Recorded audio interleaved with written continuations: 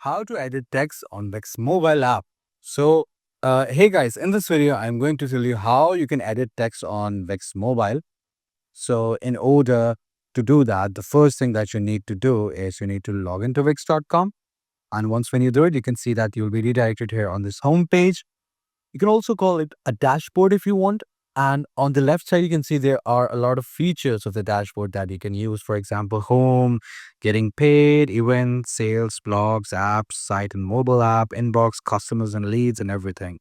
So, moving on, what do we need to do? We need to click on design site and open the website that we're working on.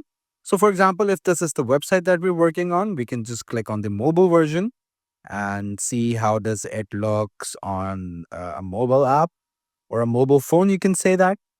So in order to in order to edit the text on mobile, you can just click the text right here and you can increase or decrease the size according to the size that you like. And you can also change its color if you want. If you need to add a different color, you can also add it and make it look like that.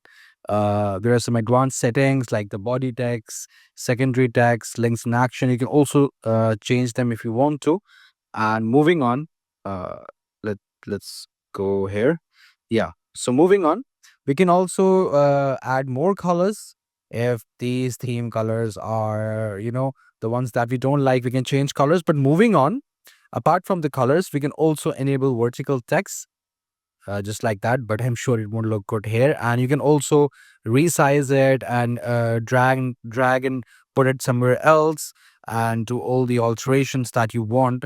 That's completely up to you. And you can also change the alignment of this as well. So that's the major way to do it. And you can also change the size and font of the other things as well. For example, this feature post, you can change the font size from here as well. And you can also add animations if you want to add it, like fade, shutters, and all those stuff. That's completely up to you. But that's how you do it, basically. So I hope you found this video informative. Please do like the video and subscribe to the channel to see more content like this. I'll see you in the next one.